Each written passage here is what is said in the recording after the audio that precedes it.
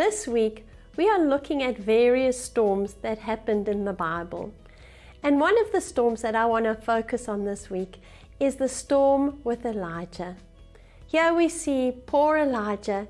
He's had this incredible manifestation of the power of God, where he's seen the prophets of Baal bring their sacrifice and they can't bring any fire down.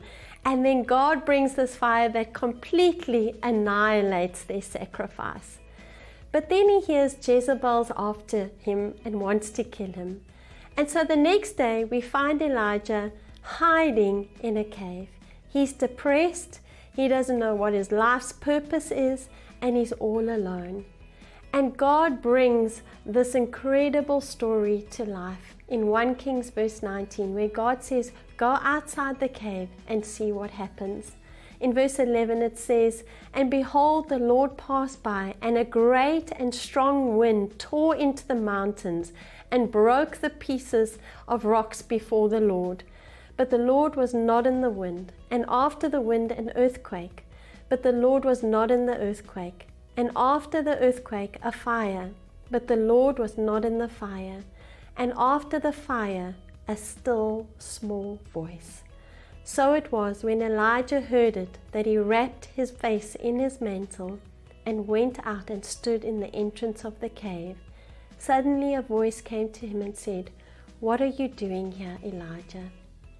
So often we expect these incredible manifestations of God, and we see them sometimes on a Sunday, sometimes when we experience a miraculous healing or provision. But there are days when we just have normal days. Those day-to-day days, maybe you're feeling depressed, maybe you're feeling alone, maybe you're even feeling stuck in a cave. And what I love about this story is God doesn't come in a normal, powerful way that Elijah had come to experience, but he came in the still, small voice. We as Christians, we as family, we as children of the King need to understand that there are those times when it's a powerful move of God. But he also sees us in our caves. He sees us when we're not feeling great. He feels us when we're feeling depressed and alone. And he comes with that still small voice. And he says to us, just like Elijah, what are you doing here? Come with me. Let me remind you of your purpose and what I've called you for. Won't you hear his still small voice today?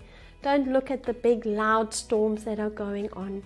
Concentrate on that inner voice inside of you and hear him call you out and remind you of who you are. And one of those things is that you are always highly favored and deeply loved.